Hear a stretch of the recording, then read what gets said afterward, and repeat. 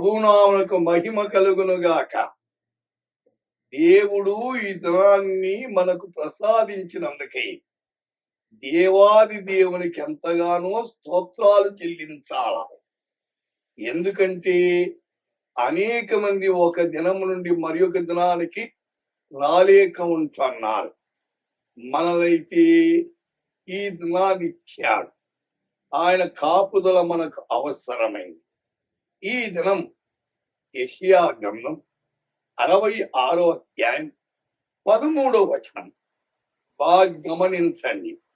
ఒకరి తల్లి వానిని ఆదరించినట్టు నేను మిమ్మల్ని ఆదరించదను.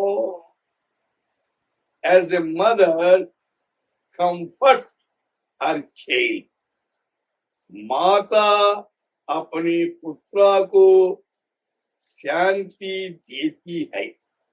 అవును, తల్లి ఆదరణ చాలా ప్రాముఖ్యమైనది. లోకములో తల్లి ప్రాముఖ్యం. తల్లి చాలా బాధతో వేదనతో పిల్లలను ఆత్మీయంగా పెంచేదానికి ఆదరిస్తుందన్నమాట. ఎందరు ఆదరించినా తల్లి యొక్క ఆదరణ చాలా అవసరమైంది. మనకు ఆమె ఆదరించినప్పుడు పిల్లలు ఆదరణ పొందుతారు. ఎందుకంటే ఆమె తల్లి కాబట్టి. యెషయా గ్రంథములో 40వ అధ్యాయములో 2వ వచనములో నా జనులు ఓదార్చుడి ఓదార్చుడి. అయితే ఆదరించిన మాటకు మరి ఒక మాట ఓదార్చుడి. ఓదార్పు చాలా అవసరండి. ఎప్పుడు కావాలి ఓదార్పు? దుఃఖములోను బాధలోను శ్రమల్లోను ఉన్నప్పుడు ఓదార్చేవారు అవసరం. అందుచేతనే నా జనులను ఓదార్చుడి అంటున్నాడు. యెషయా గ్రంథములోని 12వ అధ్యాయములో 1వ వచనంలో నిన్ను స్తుతించున్నాను అంటే ఎందుకు స్తుతించాలి? ఏ కారణం బట్టి స్తుతించాలి? అయితే కింద రాస్తాడు, నీవు నన్ను ఆదరించున్నావు కాబట్టి స్తుతిస్తున్నా. అవును, ఆదరణ ఇచ్చేవాడు.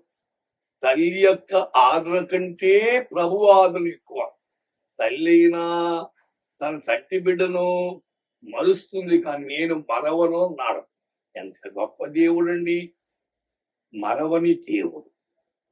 ఆయన దేవుడు ఎటువంటి పరిస్థితుల్లో కూడా మనమే అనేక సార్లు దేవుని మర్చిపోతాం, ఆయన మర్చిపోడండి. అయితే ఆయన ప్రేమ గలవాడు. సోదరి సోదరుడా, నువ్వు అనుకుంటున్నావు నన్ను మర్చిపోయాడు. లేదు, మర్చిపోలేదు ఆయన. అయితే నువ్వే అనేక సార్లు మర్చిపోయావు. ఆయన మాత్రం మర్చిపోకుండా నీ పట్ల ప్రత్యేకమైన శ్రద్ధ కలిగి ఉన్నా. సోదరి సోదరుడా, ఎందుకు కుంగిపోతావు? ఆదరించే ప్రభు, మర్చిపోయినటువంటి ప్రభు నీతో ఉండి నిన్ను నడిపించును గాక. ప్రార్థన చేద్దాం.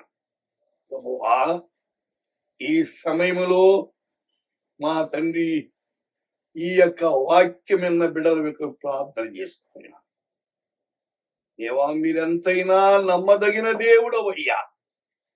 మీ మీద నమ్మిక ఉంచి వారు ముందుకు సాగేదానికి ఈ దినమంతటిలో మీ హస్తాల కింద బిడ్డలను భద్రపరిచి ఆదరించి బలపరచమని నీకే మహిమ తెచ్చుకున్నాను. యేసు నామమున ప్రార్థిస్తున్నాము తండ్రి. ఆమేన్.